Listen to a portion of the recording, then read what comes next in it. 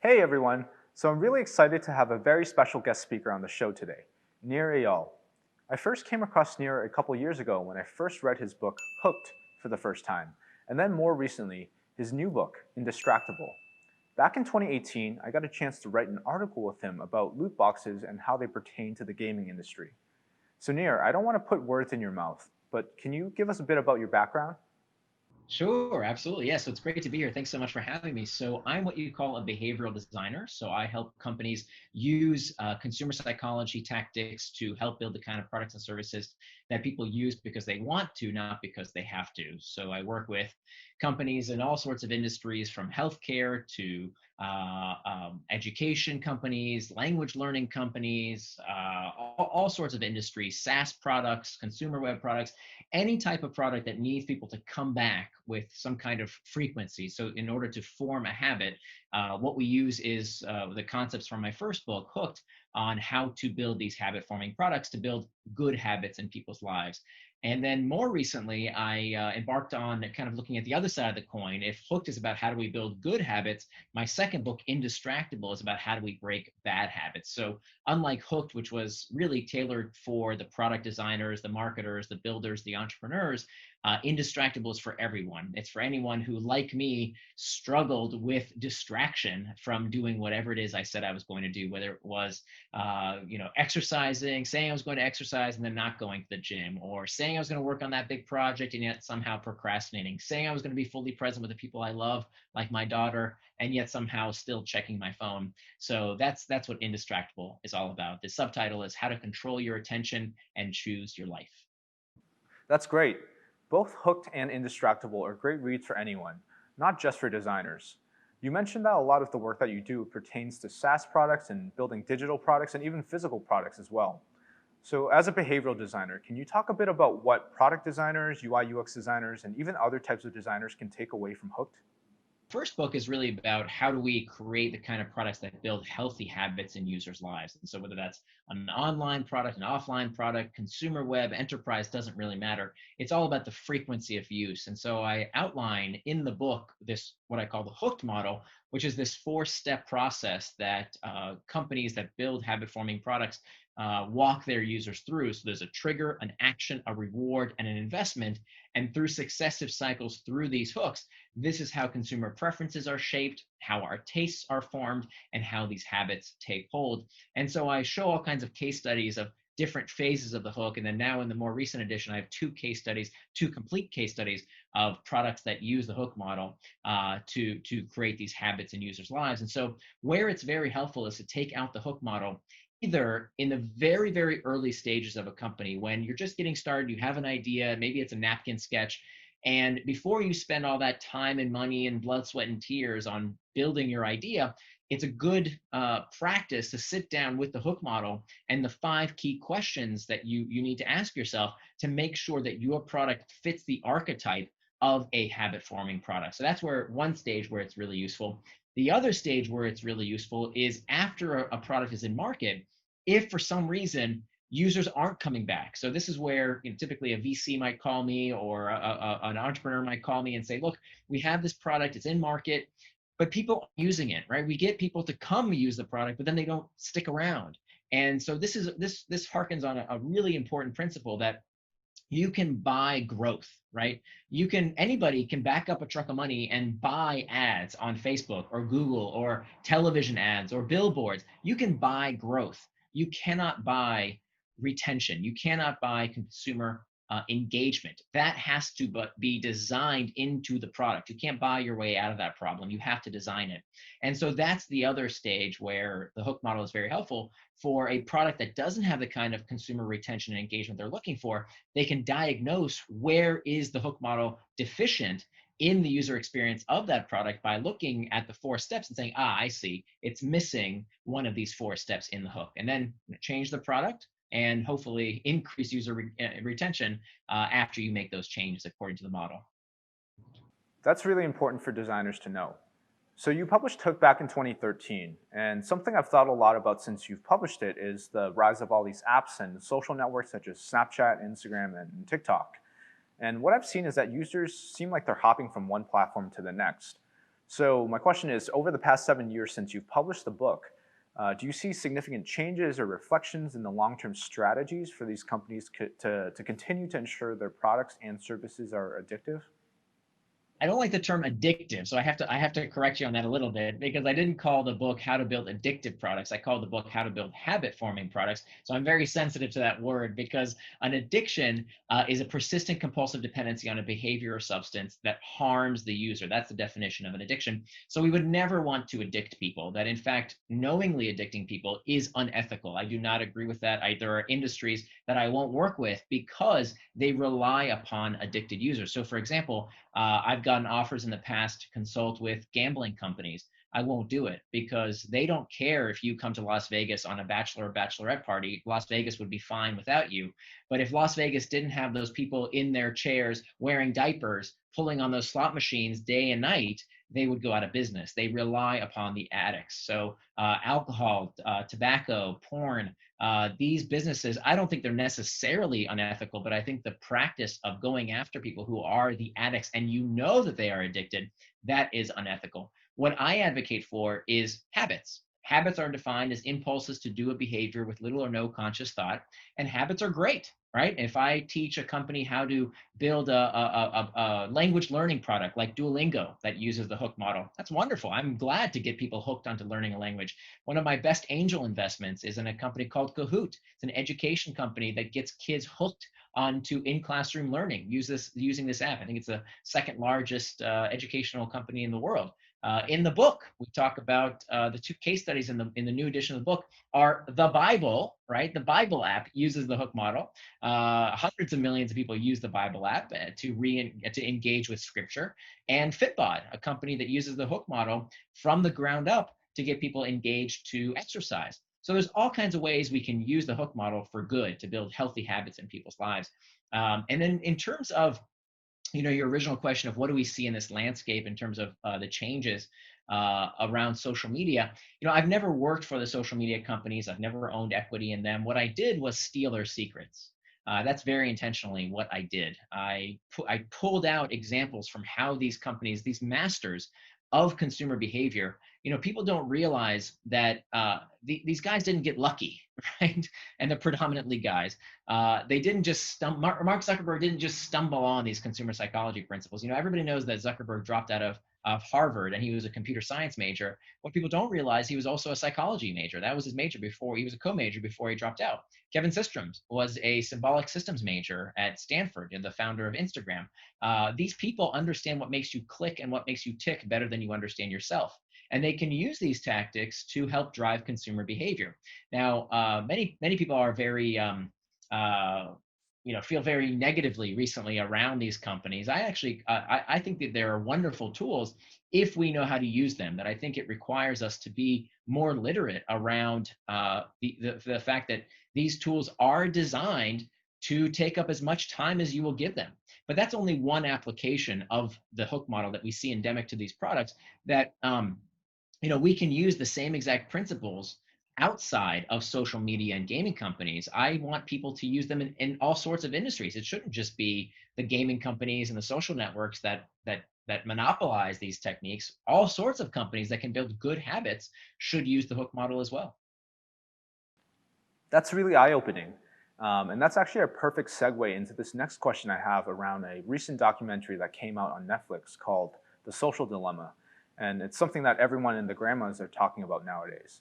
So for designers in the industry, or even for designers starting their careers, do you have any recommendations for these new designers who are part of teams where there's all this pressure to build addictive?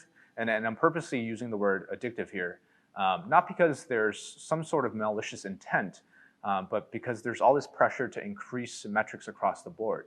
Yeah, I was interviewed for that movie for 3 hours, and 2 years ago, 2 years before it came out, I was interviewed August of 2018, and they didn't include any of my commentary in the film.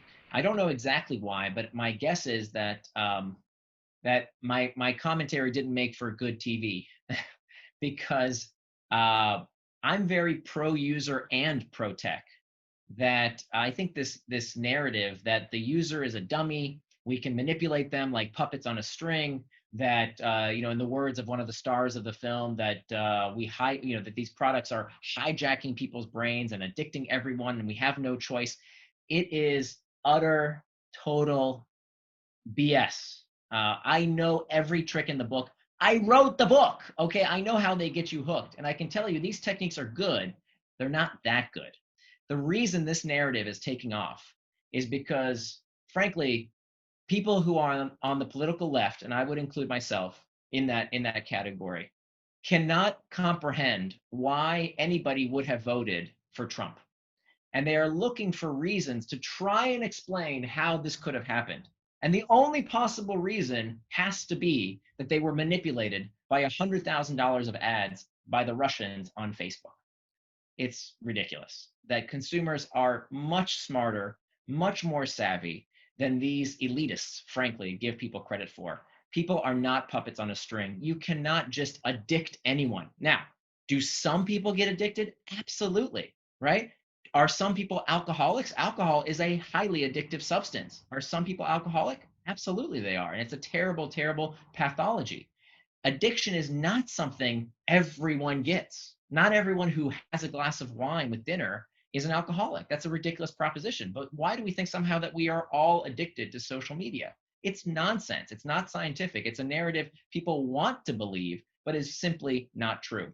So the vast majority of companies out there, you do not need to worry about addicting anyone, because nobody's going to get addicted to your stupid SaaS software or your restaurant app or your education software, should you be so lucky to ever have someone who even enjoys using your product. That is nobody's problem. And so we need to stop worrying that, oh my goodness, we're going to addict somebody. But when it comes to companies that are in industries that could possibly addict somebody, whether you're talking about gaming. Yeah, some people do get addicted to games. Very small percentages, but some people do. Some people do get addicted, I'm sure, to social media. But it's, again, single digit percentages. So what do you do in those companies? So in my book, Hooked, which, as you mentioned, was published many years ago now, it was published back in 2014. And I put what's called the manipulation matrix. I put this two-part test in the book that you can ask yourself these two questions to make sure that you are on the right ethical side of things in applying these techniques. Because of course I thought about ethics way back then. This isn't a new dilemma. Of course, you can use behavioral design for all kinds of purposes. What we need to understand is that all design, by definition, is manipulation. Okay, all design. Graphic design, interior design, certainly UX design, all of these things are a form of manipulation. If you are changing people's behavior, especially for commercial ends, you are in the manipulation business. But there are two kinds of manipulation. There's what we call persuasion, and then there's coercion. Persuasion is helping people do things they themselves want to do. Coercion, on the other hand, is getting people to do things they don't want to do.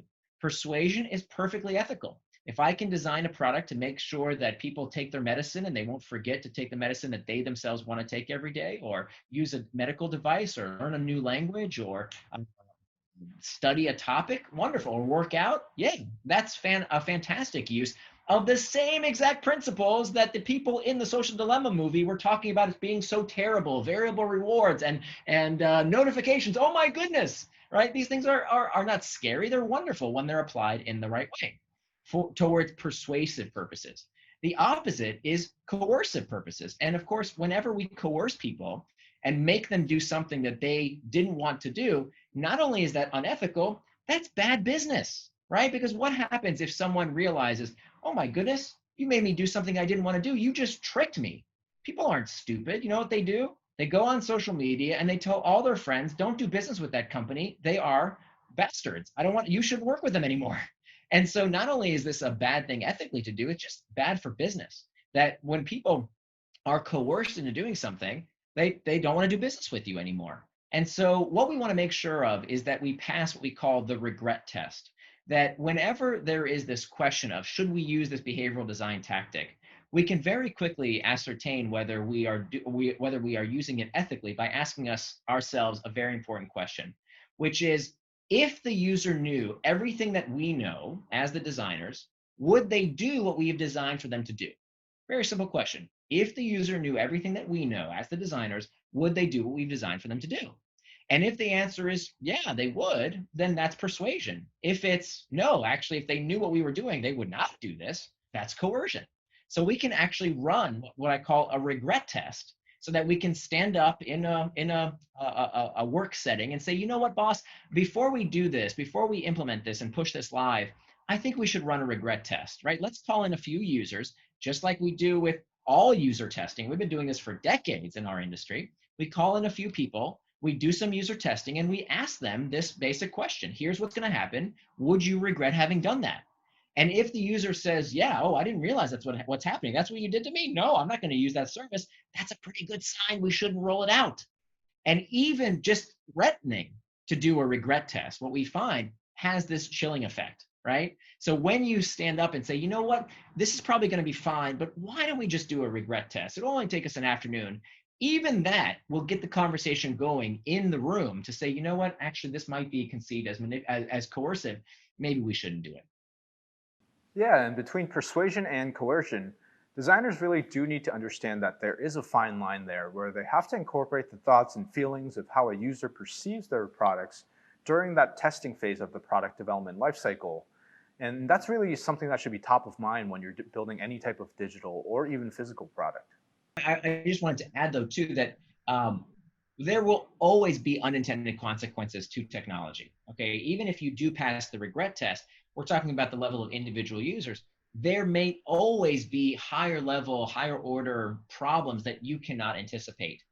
But that is what we call stumbling through. Adam Thayer has this theory that technology, you can never predict the unintended consequence of a technology, or else it would be an unintended consequence. You can only prepare for the things you can foresee.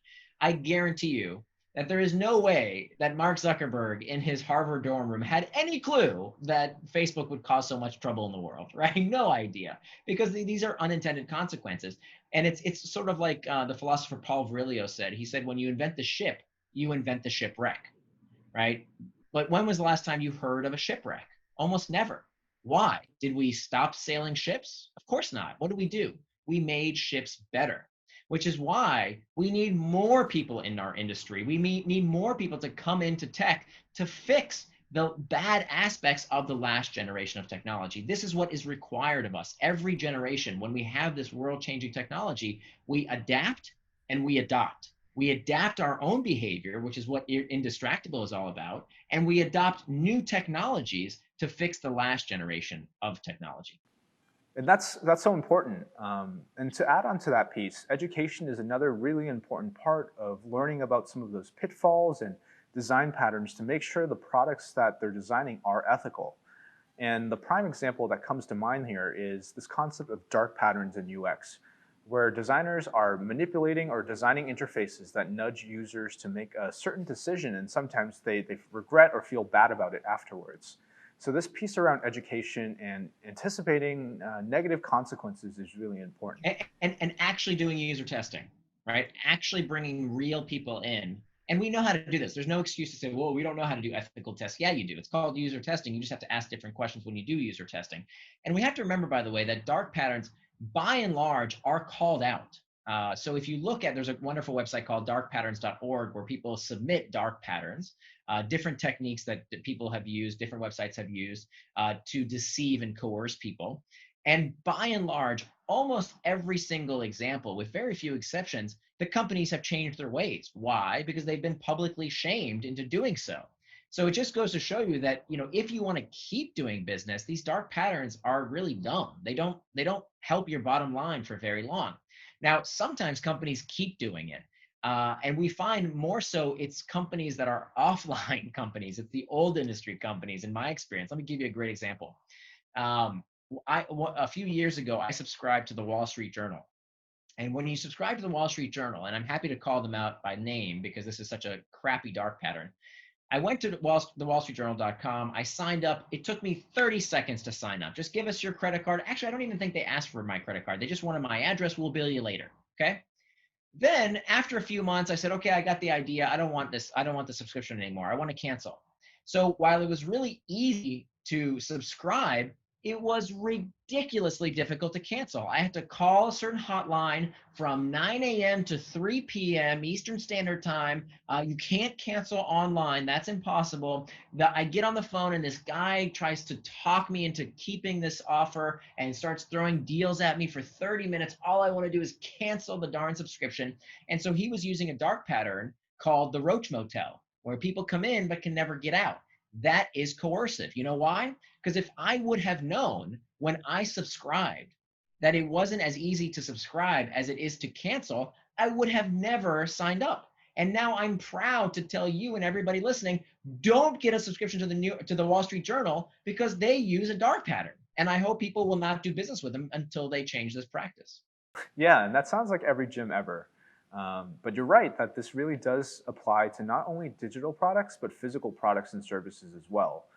Service design is a huge part of that umbrella of experience design. So all of those letters that you get in the mail that are disguised as a bill, there's just so many things I can think of there. But I do want to shift gears a bit and talk about Indistractable. So you published this book pretty recently, and I just wanted to hear a bit about the motivation behind writing the book. And I think the concepts that you talk about are especially pertinent now that everyone's stuck in quarantine, everyone's stuck at home. There's all these different types of distractions, but the principles or the model behind Indistractable can be leveraged regardless of when and where you are in life. Yeah, absolutely. So Indistractable is about, again, how to control your attention and choose your life. And it kind of picks up in many elements of Hooked, with where we talk about internal triggers and external triggers and how these drive our behaviors. And so what I propose in the book is that, all the tips and tricks and life hacks that we hear about in personal productivity, none of them will work unless we start with what we call the internal triggers. The internal triggers are these uncomfortable emotional states that we seek to escape from. So when we're lonely, we check Facebook. When we're uncertain, we Google. When we're bored, we check, oh my gosh, sports scores and stock prices and the news, right? So we can hear about somebody's problem halfway across the world so we don't have to think about our own problems. And so this is the root cause of distraction and procrastination.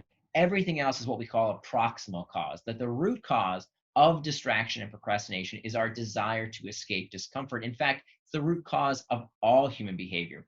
So one of the very first lesson that we have to learn is that time management is pain management.